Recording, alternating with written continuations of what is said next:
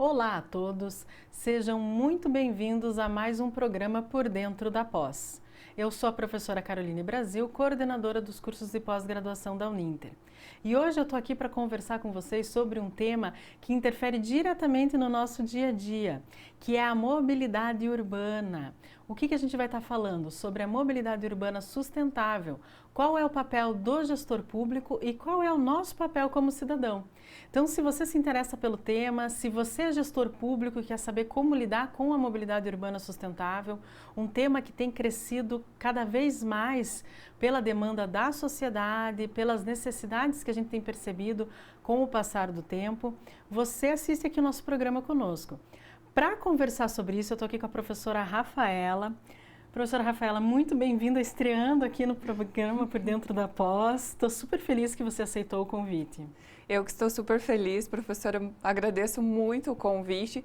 É um tema pelo qual eu sou apaixonada. Eu falo desde criança. Somos suspeitas, né? Exatamente, porque vem de família isso, então é um tema que eu gosto muito e espero compartilhar um pouco do nosso conhecimento com a nossa audiência. Imagina, vai ser ótimo. Eu acho que a gente vai engrandecer aqui o nosso programa. Então, para vocês saberem, a professora Rafaela, ela é doutora e mestre em gestão pública pela PUC do Paraná. Especialista em negócios internacionais, formação docente para o EAD e atualmente ela está cursando Cidades 4.0, Planejamento Urbano e Tecnologias.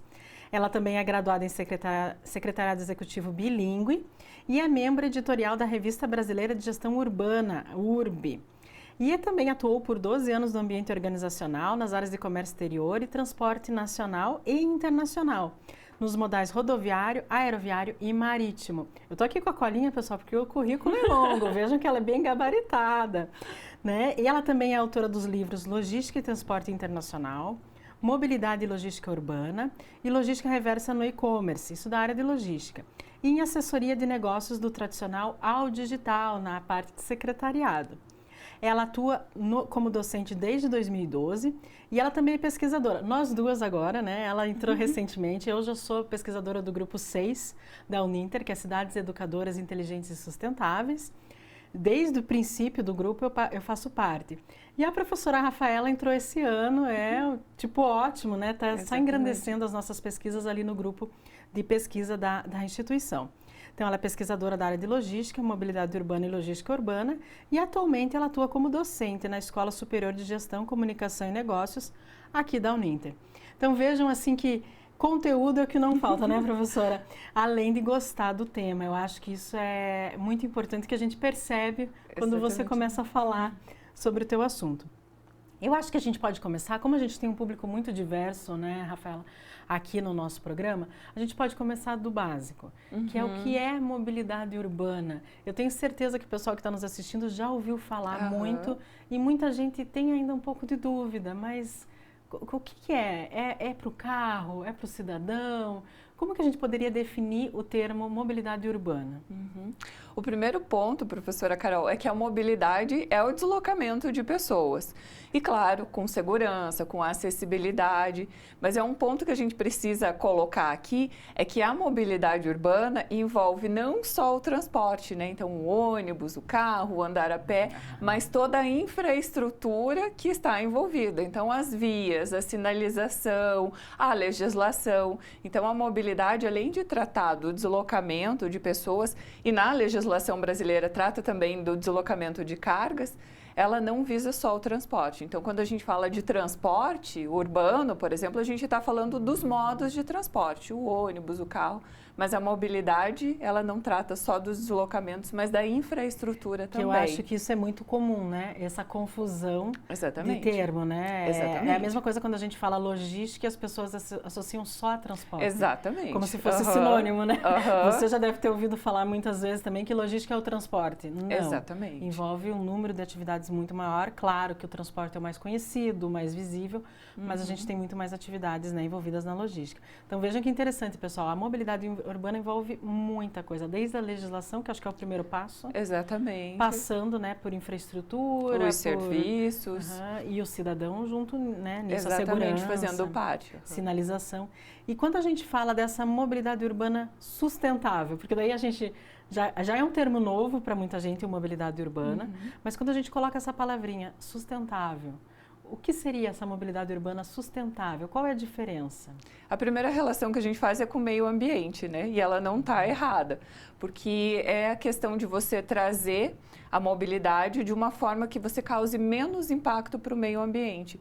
Então, a gente sabe, né, principalmente em grandes centros urbanos, você vê a poluição, não só a poluição, né, do ar, mas também poluição sonora, os congestionamentos. Então, a mobilidade sustentável é essa que busca formas alternativas de transporte que causem menos impacto para o meio ambiente. E a primeira coisa que vem na nossa cabeça é andar a pé, andar de bicicleta, porque não são meios poluentes. Mas agora a gente tem as formas alternativas, né? Os veículos alternativos, como os veículos elétricos, que têm começado a entrar no mercado agora aqui no Brasil. Cada vez mais presente, Exatamente. Até porque também a tecnologia está mais em conta, né? Mais em conta, entre aspas, né? Mas mais acessível, exatamente. Porque antes eram valores assim absurdos, né? Hoje já tem muita gente que consegue comprar e prefeituras, inclusive, investindo, exatamente. Né, Aqui em Curitiba, por exemplo, está sendo implementados os ônibus elétricos, mas uma outra forma no transporte público são, por exemplo, o VLT, que é veículo leve sobre trilhos, né? Então, uma forma aí de, talvez até uma substituição do metrô, né? Que usa essa infraestrutura, a malha viária, mas de uma forma menos agressiva ao meio ambiente. Por forma elétrica, ou magnética, exatamente. Alguns, né? Exatamente. Que é melhor mesmo, né? É muito interessante isso. E também tem o biocombustível. Ele também entra como essa alternativa mais sustentável. Entra também, porque ele acaba poluindo menos, né? Sim. E a gente até comentou, teve uma palestra que a gente fez de uma maratona da Uninter no começo do ano, que a gente falou do resíduo à energia limpa, que é a gestão do resíduo, né, desse resíduo sólido urbano, transformado em biocombustível e energia elétrica. E resolve dois problemas das grandes cidades, né? Que é essa necessidade, né, de transporte, né, não poluente. E de dar a destinação correta para os resíduos. Para o resíduo, que também é um volume astronômico, né, nos centros urbanos. E tem que lidar com isso, porque senão realmente é um problema. Então vejam, pessoal, como é interessante, né, essa parte da sustentabilidade, a gente lidar, né, e pensar, por que a minha prefeitura está investindo num ônibus tão caro? Mas é que já está pensando nesse futuro, numa qualidade do ar, numa qualidade sonora, de vida da população, exatamente. Que é melhor para todo mundo, né? E aí a gente entra nesse, também uma outra definição. A gente está aqui no começo, pessoal, a gente começa falando de definições para que quando a gente fala esses termos, fique claro para todo mundo, né? O que a gente está falando. E quem seria esse gestor público? Então, a gente falou, né, que o cidadão tem um papel, a mobilidade urbana a gente já entendeu, sustentável, inclusive, e o gestor público? É só o prefeito? Quem seria esse gestor público? Exatamente. A gente falou aqui da mobilidade que envolve não só o transporte, mas toda a infraestrutura, né? Então, o gestor público é quem vai cuidar dessa mobilidade, quem vai trazer as legislações, quem vai cuidar da infraestrutura. Então, a gente tem que pensar, não é só fazer leis, mas eu preciso pensar, essa rua ela é um binário, eu preciso de sinais aqui nessa rua, eu preciso de uma travessia elevada para o pedestre. Então, o gestor público é quem vai coordenar toda essa questão, não somente trazer a legislação, mas também a infraestrutura, a cultura para o cidadão, né? Dizendo, como que você usa esse espaço, né? Como que você cuida da sua segurança nesse espaço. Então, o gestor público é esse. E a gente vai falar daqui a pouquinho, né? Já vamos adiantar aqui, Carol, da legislação. Claro. Então, a gente tem os planos diretores nas cidades e tem toda uma equipe técnica, né? Então, algumas cidades a gente tem secretarias específicas, né? E cidades menores, por exemplo, eu venho do interior, então a gente não tem um ente que cuida, né, da questão de mobilidade especificamente porque é uma cidade pequena, mas tem secretarias, muitas vezes, que trabalham em conjunto com outras. Então, tem uma equipe técnica que vai cuidar dessa questão da infraestrutura, do transporte público. Então, esse gestor público... É tudo? É tudo, Não é somente o prefeito, os vereadores, que muitas vezes, né, têm as suas causas voltadas para a mobilidade, que são um grande suporte. Mas quando a gente fala de plano diretor, tem uma equipe técnica realmente para coordenar o que precisa ser feito na cidade para a gente melhorar a mobilidade urbana. E isso vem desde o governo federal, governo estadual, isso todo mundo alinhado Exatamente. com essas práticas de sustentabilidade voltadas para a mobilidade urbana, né? Muito interessante. Aí a gente pode entrar já na legislação. Eu acho que primeiro era legal a gente explicar. Começa, então, nessa legislação federal. Exatamente. Né? Do mesmo jeito que funciona o direito para qualquer área. Exatamente. A gente vai montando a árvore, né? Todo mundo começa, né, na maior, que seria essa legislação federal, que ela vai dar um norte para todo mundo. Então, qual seria essa lei? Eu sei que existem várias leis que estão envolvidas com mobilidade urbana, mas qual seria essa mãe, vamos dizer assim, da mobilidade urbana? Qual é a legislação? Você falou muito bem do direito, professora Carol. Então, aqui na questão da gestão urbana também. Então, começa na mãe de todas as leis, né? A grande. Exatamente, que todo mundo tem que seguir. Constituição Federal, né? Então tem os artigos 182 e 183 que cuidam especificamente dessa questão de gestão urbana. E aí, a partir do artigo 182 da Constituição Federal é que nasce o Estatuto da Cidade, né? Até vou pegar aqui minha colinha para a gente ver o número da legislação. Mas, por favor, pessoal, a gente tem aqui no tablet algumas informações que a gente conversou para alinhar o programa, só para você que está assistindo, né, pensar, meu Deus, elas estão aqui. Porque realmente são leis, são números, a gente quer passar a informação exatamente corretinha, né? Porque sem trocar você, nada. como cidadão, pode pesquisar, fazer essa pesquisa, conhecer mais da legislação. Se interessou pelo tema. Exatamente. Ou às vezes trabalha, né, numa secretaria que envolve a mobilidade urbana, mas não conhece a fundo. Porque às vezes no dia a dia você não para pensar, né? Ai, de onde veio? Vai fazendo as atividades. Então, de repente, é legal conhecer, né? Então, vamos lá, usa à vontade aí. A Lei Federal 10.257, que é de 2001. Então, é o Estatuto da Cidade. Ele vai direcionar as questões de gestão urbana. Aqui a gente está com foco hoje na questão da mobilidade, então a gente vai focar especificamente nesse critério. E a gente tem também a questão aí das legislações próprias de trânsito nacional, né? Mas falando aqui do Estatuto da Cidade, ele traz a obrigatoriedade de um plano diretor. Então, o que é isso? As prefeituras precisam realizar todo um planejamento que ocorre a cada 10 anos, né? De acordo com o Estatuto da Cidade, e que é obrigatório para cidades com mais de 20 mil habitantes. E para aquelas cidades com mais de 500 mil habitantes, é obrigatório que haja um plano também setorial de mobilidade urbana. Né? Olha que interessante, pessoal. Então, veja, até a cidade pequena tem que... Porque 20 mil habitantes é uma cidade pequena, Exatamente. Né? Mas ela já tem que ter você comentou um plano diretor, né? Exatamente. Claro, vários outros assuntos, provavelmente saúde, educação. Né? Mas um deles é mobilidade urbana, ela tem que pensar nisso para esses 20 mil habitantes ou um pouco mais. Exatamente. E acima de 500 mil, além do plano diretor, ela tem que continuar fazendo, ela precisa também. Ela daí tem que ter esse plano específico para a mobilidade urbana. Porque aí também eu acho que é um problema maior, né? Quando a gente vai de uma cidade menor para uma... Porque aqui a gente já está falando de meio milhão de pessoas, né? Você está escalando o problema, então ele se torna maior e precisa, né? Por exemplo, uma cidade... atenção, né, exatamente. Uma cidade pequena, muitas vezes, nem tem transporte público, né? Na minha cidade tem um ônibus que cruza a cidade, é a linha que tem de transporte público, né? E agora, quando você escala para cidades maiores, né? é totalmente diferente. A cidade é muito dependente do transporte público. Vai para né? uma São Paulo, né? Exatamente. Rio de Janeiro, Salvador, então a gente começa a crescer. E que você tem vários modos, né, de transporte. Aqui em Curitiba a gente tem o ônibus, principalmente no transporte público. Mas você vai para outras cidades, tem metrô, tem o trem. E aí você precisa tratar de toda essa infraestrutura, pensar essa infraestrutura. E como eles também se interconectam, né? Eu acho que é legal. A pessoa vai até certo ponto de metrô, pega daí um ônibus para chegar até o seu local. Às vezes é mais rápido, né, o metrô. Exatamente. Então, acho que tudo isso daí entra nesse plano integrado de transportes que essa cidade de acima de meio milhão de habitantes precisa fazer. Exatamente. Esse também a cada 10 anos? Ele também vai junto com o Estatuto? Sim, mas as cidades, assim, cada 10 anos, mas elas podem, né, fazer isso num espaço de tempo menor. Por exemplo, nosso último plano de mobilidade aqui em Curitiba era de 2015, ele foi revisado no ano passado, em 2022. Ou seja, não esperou. Não esperou, exatamente. Mas aí quando eles decidem mudar, é quando eles percebem que não está funcionando ou alguma demanda, assim, para antecipar essa troca? Eu acho que eles vão sempre monitorando tudo isso, né? E aí vão percebendo a necessidade de revisar, porque antes a gente tinha uma evolução aí de transformação mais lenta. Agora, isso é muito acelerado, até as né? novas tecnologias, né? O próprio veículo elétrico e tudo mais, né? Muito interessante. Você veja, pessoal, como envolve bastante gente, né? E bastante aspectos aí, né?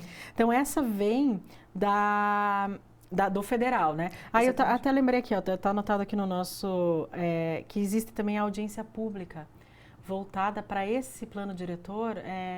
Vamos conversar um pouquinho sobre isso. Acho que essa audiência pública, muita gente já ouviu falar, mas poucos participam, né? Eu acho que é algo... Como que é essa audiência pública sobre a mobilidade? O primeiro ponto é que ela faz parte lá do Estatuto das Cidades. Então, ou seja, ela tem que existir. Ela tem que existir, exatamente. Não é porque aquela coisa, ai, que legal, a prefeitura está fazendo isso, está me perguntando.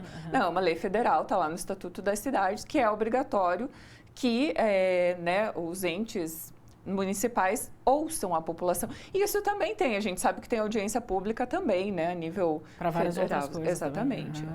Então, e é a voz do cidadão. A gente conversava, né, prof. Carol, que é muito mais do que você votar, você eleger, muitas vezes, por exemplo, eu voto num vereador que ele é da causa de mobilidade, né, tem como foco dele principal, mobilidade. Fez a campanha voltada para isso, lá na época da eleição. Mas aí eu esqueço, né? Nunca mais cobro, não acompanho. Comum, né? Exatamente. Comum. Então, assim, primeiro ponto, eu acho que é a gente perceber e cobrar dessas pessoas as ações. Você falou que ia cuidar da mobilidade, o que você está fazendo? Até agora não vi nada, por Exatamente. exemplo. Mas a audiência pública está lá no Estatuto da Cidade e ela diz que quando, né, por exemplo, vamos revisar o plano de mobilidade de Curitiba, então tem que ir lá e ouvir a população. O que vocês precisam? É de transporte público? Mais segurança? O que você pensa exatamente da segurança? Você se sente seguro? Né? Se você é uma mulher, você se sente segura para andar de bicicleta na cidade? Você valoriza formas alternativas de transporte que sejam mais sustentáveis? Ou se você não usa, por que não? Exatamente. Com que frequência? Qual é o teu ponto de origem? Qual é o teu ponto de destino? Então, são esses dados, né? Ouvir a população é que também vai ajudar com que a equipe técnica possa trabalhar. De novo, né? Não só nos modos, mas na infraestrutura também. E aí, aqui em Curitiba a gente faz por aplicativo, pela internet, mas eu acredito que cada localidade pode ser de uma forma diferente. Eu não sei se tem essa obrigação de ser pela internet, essa consulta à população. A questão da internet é uma facilidade, né, prof. Carol? Você pode estar em qualquer lugar da cidade, você entra lá e responde. Mas tem também o que eles disponibilizam, muitas vezes nas regionais. Então, por exemplo, aqui em Curitiba a gente tem as regionais, então é muito comum que você possa ir nas regionais, que tem esses serviços públicos. Tem veículos, né? Então, chega um veículo da prefeitura, fica uma unidade móvel, por exemplo, numa praça. Para você ir lá responder. Onde tem bastante movimentação de pessoas, a pessoa vai lá, vota, né? Então, eu acho que trazer isso, principalmente para mais perto do público, para que ele responda. E eu imagino que as pessoas também sejam comunicadas, né? Para isso, né? Olha, pessoal, do período tal a tal, nós vamos estar aqui com essa audiência pública para que vocês votem, e vários temas, provavelmente, né? Todos esses do plano diretor, e inclusive a mobilidade urbana. E, inclusive, por exemplo, aqui em Curitiba tem um calendário das audiências públicas, das temáticas. Então, acho que vale a pena a gente deixar aqui o nosso recado para a nossa audiência, de consultar o site da prefeitura, dos entes responsáveis, né, por esse planejamento urbano, e verificar qual é a agenda, quando que eu posso entrar e participar, porque geralmente tem um período específico. E faça seu papel, né? Eu acho que assim, a gente também tem que... É muito fácil, a gente, bem que você falou, vota e esquece. E aí, mas vamos participar, né? Vamos realmente falar, porque como que vão adivinhar qual é a tua necessidade? Exatamente. Se você não fala. Eu até comento alguns exemplos, acho que eu já até falei aqui no programa. É a mesma coisa da polícia, né? Na segurança, quando a gente está falando de segurança pública. Acontece um assalto, né? Numa casa de praia. Muito comum, às vezes, que é casa de veraneio, alguma coisa assim, mas você não faz um boletim de ocorrência. Reclama porque está inseguro, porque já assaltaram, porque é a segunda, terceira vez, mas nunca fez o boletim de ocorrência. Então, como a polícia vai saber que aquela rua, aquela região está, né, com um problema de segurança? Então, eu acho que é o nosso papel também como cidadão mostrar, né? Não tem olhos em todos os lugares. E aqui, no caso da mobilidade urbana, é mostrar, eu gostaria de ir de bicicleta, mas não me sinto segura, porque... Às vezes a rua mesmo não tem uma infraestrutura boa, não tem uma ciclovia, não é iluminada. Às vezes não é iluminada, às vezes não é bem claro onde é carro, onde é a bicicleta. E aí, às vezes o gestor público não percebe isso, né? Esse Exatamente. vereador ou esse prefeito, a secretaria. Então, é o nosso momento de dizer, né? Pessoal, a gente vai fazer um intervalo bem rapidinho, continue com a gente que a gente vai sair dessa lei federal e vamos entrar na lei municipal, vamos falar um pouquinho qual é o papel, como que a legislação coloca esse município para falar sobre isso. A gente já retorna.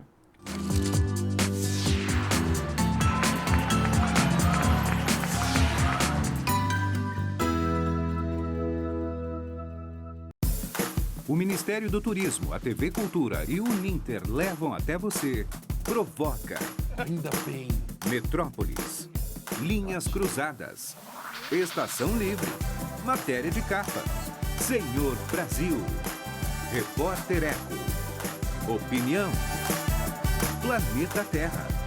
E Quintal da Cultura. É muito legal. Aqui tem dramaturgia, sustentabilidade, documentários, música, inclusão, diversidade. Já que tá tudo aqui. Aqui tem cultura.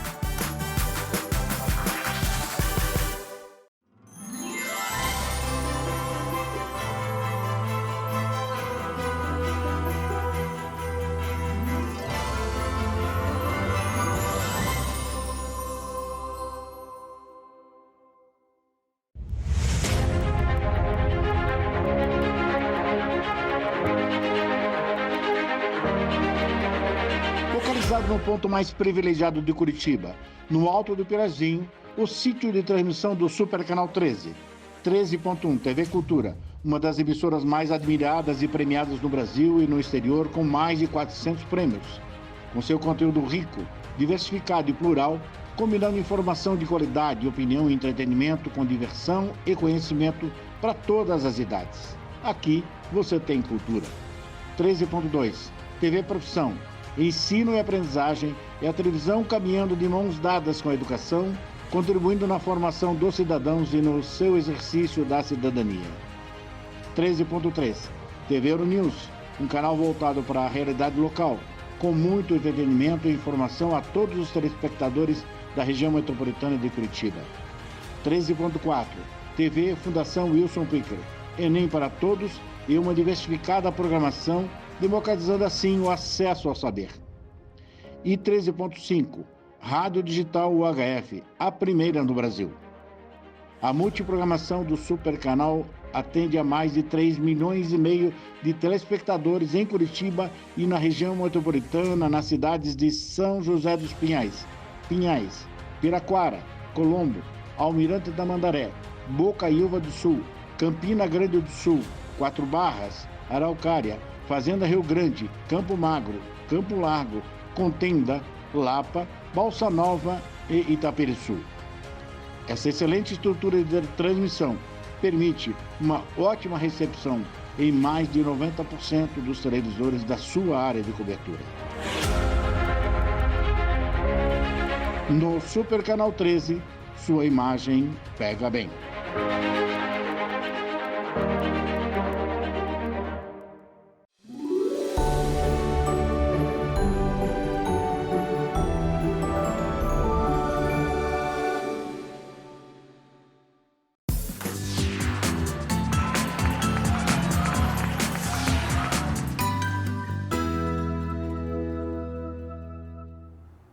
Voltamos, pessoal, para continuar aqui essa conversa que está assim, de um conhecimento, a gente aprende cada vez mais sobre mobilidade urbana.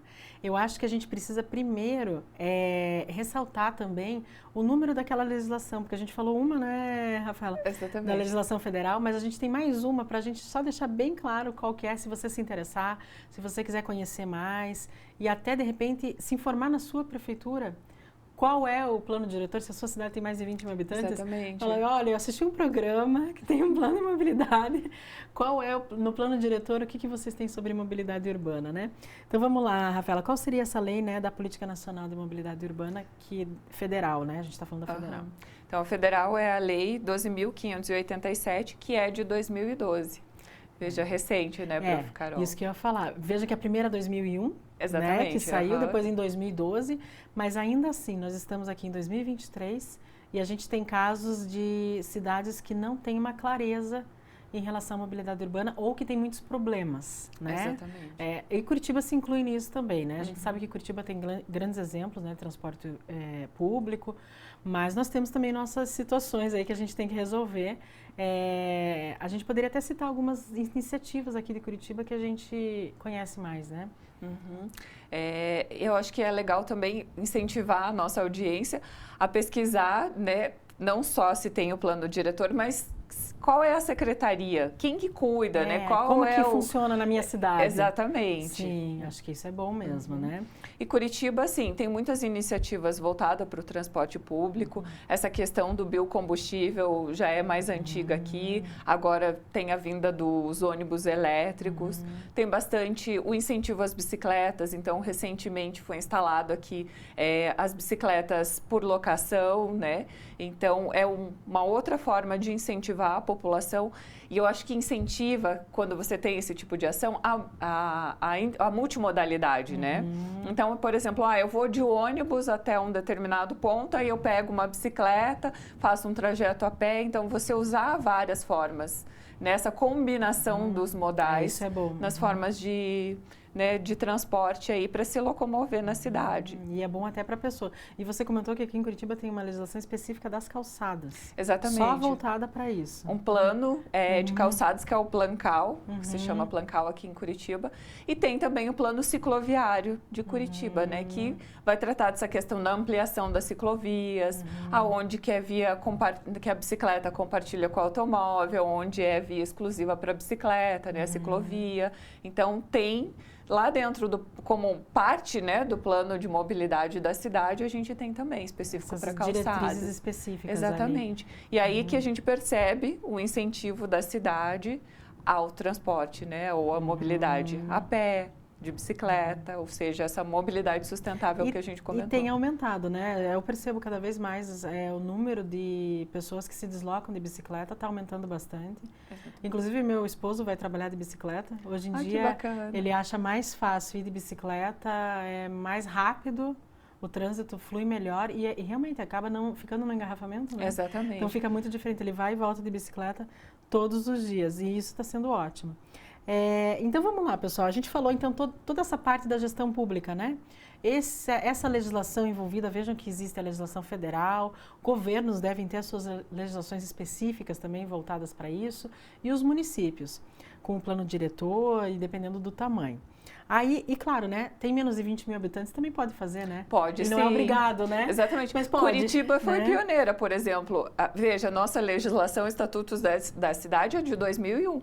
Curitiba, em 1960, década de 60, né, 66 mais especificamente, já tinha plano diretor. Sem a obrigação, Sem né? a obrigação, exatamente. Então, a mesma coisa vale para cidades pequenas.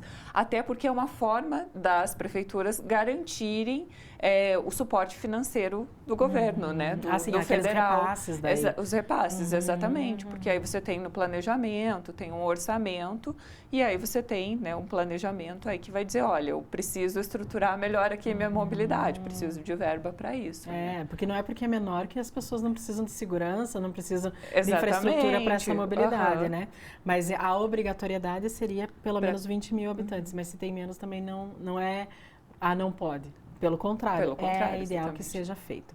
Então, vamos lá. E agora vamos entrar nessa parte do cidadão. Então, até agora a gente estava falando aqui desse gestor público que tem que estar atento, consultar o cidadão, mas nós como cidadão, além de votar, então se você se interessa pelo tema, você ir atrás de um vereador, de um candidato a prefeito, um senador, deputado, exatamente. Tanto faz, né? Se ele se preocupa com isso, é o primeiro passo, mas o segundo é acompanhar essa execução da atividade de quem for eleito. Exatamente. Né? Mas e aí a gente pode, esse cidadão, ele pode também participar mais ativamente de que forma? Ele pode também cuidar da sua calçada, por exemplo, na frente da sua casa? Pode. Vamos começar assim pelo um linguajar mais fácil, né? Porque acompanhar o vereador, acompanhar o deputado parece que está tão distante, né? Exatamente. Mas se eu estou falando ali na minha casa, eu posso também ter esse meu papel ali? Sabe, professora Carol, que eu vinha para cá, estava vindo, aí eu passei numa rua que tinha uma calçada assim, cheia de raiz de árvore, toda em declive. Falei, gente, como não tem acessibilidade nenhuma, né? E o que as pessoas não sabem muitas vezes é que, por exemplo, aqui em Curitiba, a responsabilidade de cuidar da calçada é do proprietário do imóvel. Olha só, pessoal, isso pode acontecer em outras cidades também, hein? Exatamente. E que a gente tem uma norma, né, a BNT, que trata exclusivamente de acessibilidade e que vai trazer as normas, as regras, para que você construa a sua calçada, né? Então, olha só, pessoal, como não e a BNT nacional, né? Exatamente. Nacional, né? Não é só... Se eu não me engano, prof. Carol, é a BNT 9050, que trata aí da questão de acessibilidade, não só das calçadas, mas vai trazer também essa orientação. Porque às vezes você fala, não, mas tem calçada na frente da minha casa. Mas tem uma inclinação, tem muito um degrau. grande, às vezes. Exatamente. Ou às vezes é bem isso que você falou, né? Tem um degrau entre um terreno e outro, Exatamente. né? Já vi várias vezes um degrau ali, grande, às vezes é grande. Eu acho que isso não está de acordo, né? Não está. Então, acho que realmente tem que se preocupar. Então, não posso, mas eu gostei mais dessa pedra, ou quero tirar... Tem realmente que olhar antes de mexer na sua calçada, né? É Exatamente. Para todo mundo, né? E aí, às vezes, essa pessoa acaba reclamando, né? Da prefeitura. E daí, quando você vê... dê uma olhada também, então, na sua calçada. Veja, a pessoa que anda pelo seu bairro, a pé. Às vezes, você anda só de carro, só chega em casa de carro. Mas a pessoa que anda pelo seu bairro a pé, consegue transitar pela sua calçada com tranquilidade, sem virar o pé? Exatamente. Né? Tem a calçada, porque também tem casa que nem tem calçada, né? Exatamente. Isso a gente já viu também em várias situações, né? Ela não existe. E a gente tem que pensar, quando fala de calçada, em todo mundo que transita nessa calçada. Então, por exemplo, uma mãe com um carrinho de bebê. Sim. Uma pessoa idosa. E às vezes até uma pessoa que está com a mobilidade reduzida naquele momento. Você machucou o pé, você está andando com algum suporte, como que você vai subir um degrau? Como que você vai andar numa calçada inclinada? E a pessoa até para subir num ônibus e descer essa calçada também tem que propiciar isso, Exatamente. Né? Tem que cuidar desse tipo de...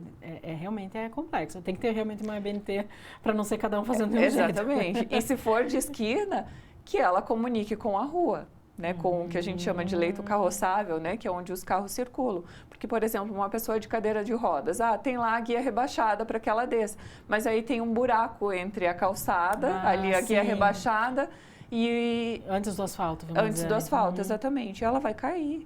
Se ela for tentar atravessar, ela vai cair. Então, tem a guia rebaixada, mas ela não é acessível. E essa questão da acessibilidade é bem o que você falou, para os diversos públicos, Exatamente. Né? Então tem que realmente pensar. E você comentou ali agora aqui no intervalo rapidinho que tem que ser para essa pessoa que precisa de uma acessibilidade maior, né? Que ela tenha a possibilidade de se deslocar sozinha. De forma autônoma. Né? Quando a gente pensa em acessibilidade. De forma segura e autônoma. Então vejam, pessoal, o detalhe que né? Porque daí você pensa, mas tem um cuidador junto, alguém ajuda, alguém desvia. Não. A ideia é que a pessoa possa fazer, ou um cego às vezes também, né? Possa fazer esse trajeto sozinho, né? Com autonomia, entendendo quais são os sinais, né, que essa infraestrutura está oferecendo de forma clara, né, para não gerar confusão, acidente. E é interessante, assim, professora Carol, porque eu estudei muito acessibilidade para os diversos grupos e você falou, por exemplo, uma pessoa surda, uma pessoa cega. A pessoa que é cega, eu fiz, né, os percursos na minha análise da dissertação. É só para vocês verem, pessoal, ela foi a fundo nessa questão de calçada e acessibilidade quando ela foi estudar. Exatamente. Então, eu fiz o percurso com pessoas cegas e, por exemplo, para atravessar a rua, o que eles se orientam? O barulho dos veículos.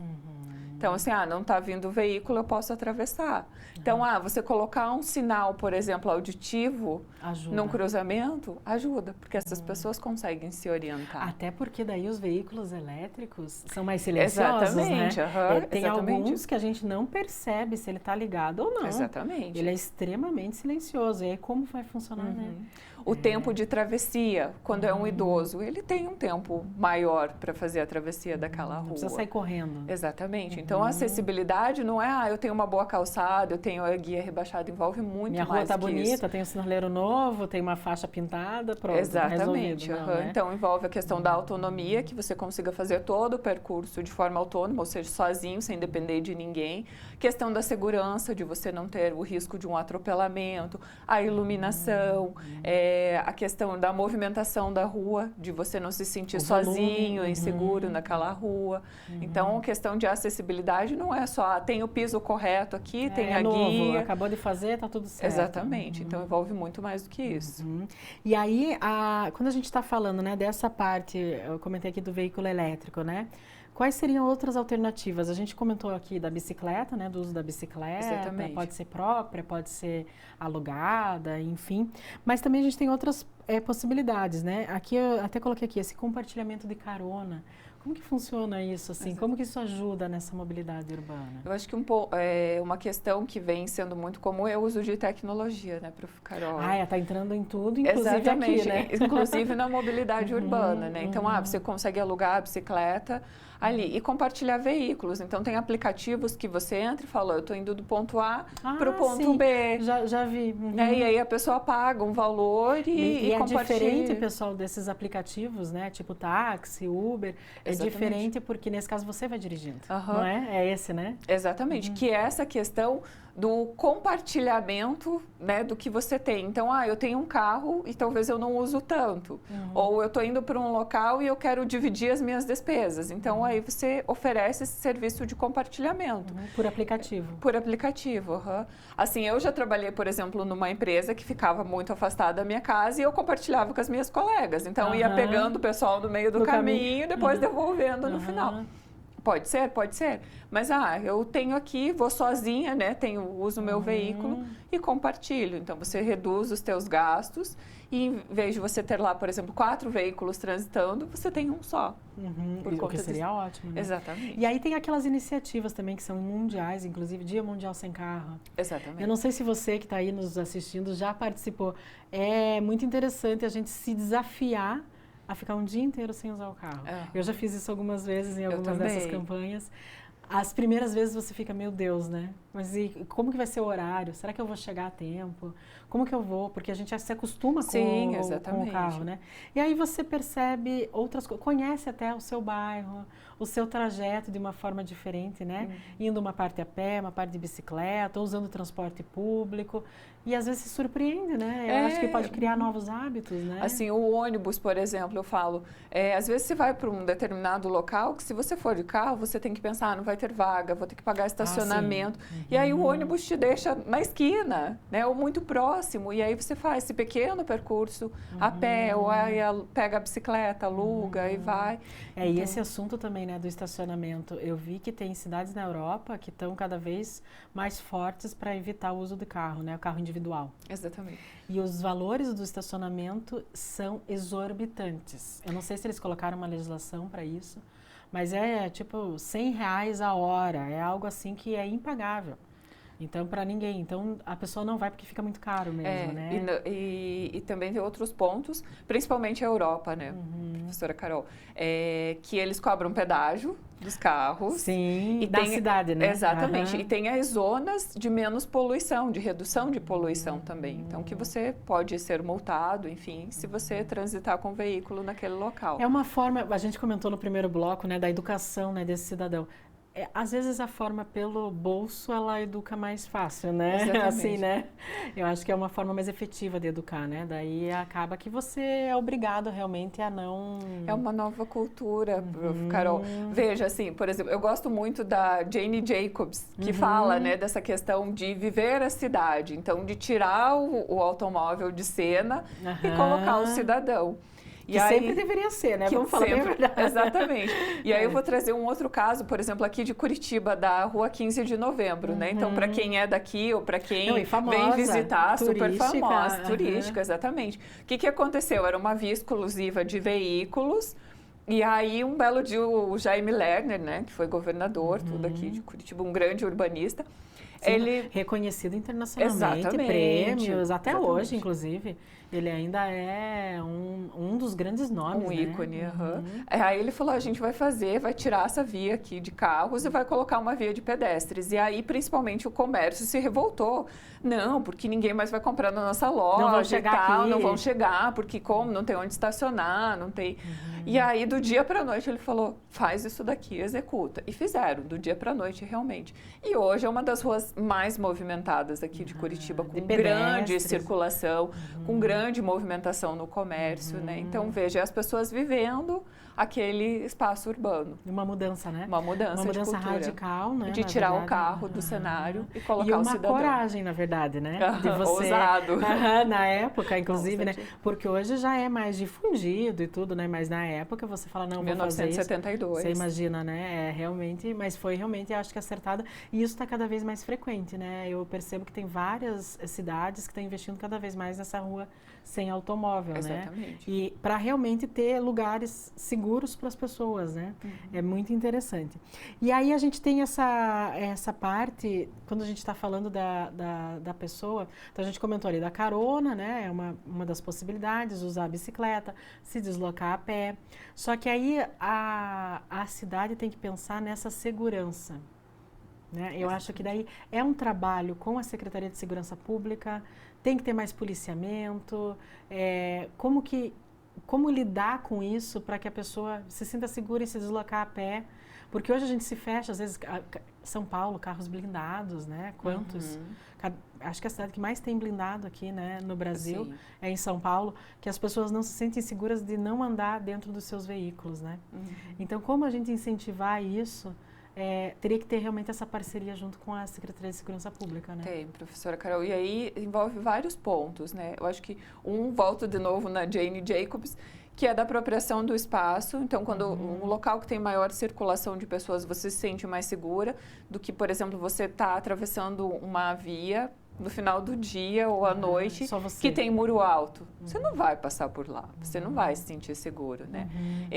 Mas aí vem a questão também do monitoramento, então, policiamento. Aqui em Curitiba é muito comum a gente ver carros da Guarda Municipal, da polícia, circulando, muitas vezes uma viatura na praça. O próprio monitoramento de câmeras, que tem sido muito usados. E que, de novo, a tecnologia, gerando dados, ajudando. Né? Então, são formas de você começar a se sentir mais seguro. E, de novo, a infraestrutura, porque uma coisa é aquela segurança que você percebe, né, que se sente seguro, íntegro, e a questão também de segurança física, você atravessar numa faixa de pedestre, você ter um sinal para que você possa atravessar né, no tempo certo. Então, envolve, claro, de novo, o planejamento, envolvendo aí as secretarias, a questão do policiamento também. Tudo isso conta, né, na verdade, exatamente. Né? E aí a gente também pode colocar, me veio agora aqui assim, algumas cidades, eu acho que aqui no Paraná a gente tem alguns exemplos que o transporte público é gratuito. Exatamente. Isso inclusive está sendo votado aqui. Tá aqui em Curitiba também. Porque acho que isso também é um incentivo, né? Para que as pessoas usem mais o transporte público, porque às vezes você chama um aplicativo, às vezes fica mais barato do que você ir de ônibus. Aí você acaba optando pelo aplicativo. Exatamente. Porque acaba se tornando mais em conta. Então, se o transporte público é gratuito, no exterior a gente tem vários exemplos disso, né? A gente acaba sendo mais incentivado, porque daí pega no bolso novamente. Né? Recentemente eu ouvi na rádio que uma cidade aqui da região metropolitana de Curitiba já tem a tarifa zero. E eu acho excelente, na verdade, né? Eu acho que nossos impostos são para isso também, exatamente. Né? E incentiva, claro, o transporte público. Você retira os veículos particulares da rua, imagina, né? incentivando o transporte. Quanto, né? E aí, eu acho que a gente também... Daqui a pouco a gente tem que finalizar. Uma pena. Eu acho que a gente poderia comentar um pouquinho dos tipos de vias compartilhadas. Então, a gente falou que tem a ciclovia sozinha, né, para ela, mas tem uma via compartilhada. Você comentou de um exemplo de São Paulo, quando a gente estava conversando sobre o programa. Eu acho que a gente poderia finalizar com esse exemplo, que é muito interessante, né? É a Avenida Paulista. Ela sofreu essa reestruturação, né? E eu acho que é um exemplo muito bacana que a gente tem aqui no Brasil. Então, ela tem a ciclovia específica, segregada para as bicicletas. E é interessante porque ela é no meio, né? Ela é no meio, exatamente. Ela é no meio das vias, né? Eu acho assim, é totalmente diferente do modelo que a gente tem aqui em Curitiba, né? Exatamente, é no meio mesmo. Aí você tem o espaço para os veículos particulares, tem uma via exclusiva para transporte público, para o ônibus, tem a calçada para o pedestre, E uma coisa que a gente gosta bastante também é o espaço de carga e descarga. Esse vai ficar para o próximo programa. Esse vai ficar para o próximo, que é outra sim. questão, porque você vê muitas vezes o caminhão em fila dupla ou no meio da via descarregando. Não tem aonde parar. Não tem aonde parar. Então, essa via são as chamadas vias completas. Por quê? Porque ela tem o espaço... Atende todo mundo. Atende todo mundo. E o mundo. metrô, né? Tem as estações de metrô tem ali as também, estações junto, ali né? próximas, exatamente. Então, é um exemplo de sucesso, pessoal, que une multimodalidade de todos os níveis para o cidadão escolher. Segregando aí e atendendo todo mundo. É muito legal. Muito obrigada por estar aqui. Adorei o programa. Eu acho que é um tema assim que é super importante, presente no nosso dia a dia. Exatamente. A gente percebe isso, né? E espero que vocês tenham gostado. A gente se vê em breve. Vocês sabem, né, que o programa é Por Dentro da Pós. Eu e meus colegas coordenadores sempre estamos trazendo aqui para vocês temas dos cursos que a gente coordena aqui na Uninter. Até a próxima. Tchau, tchau.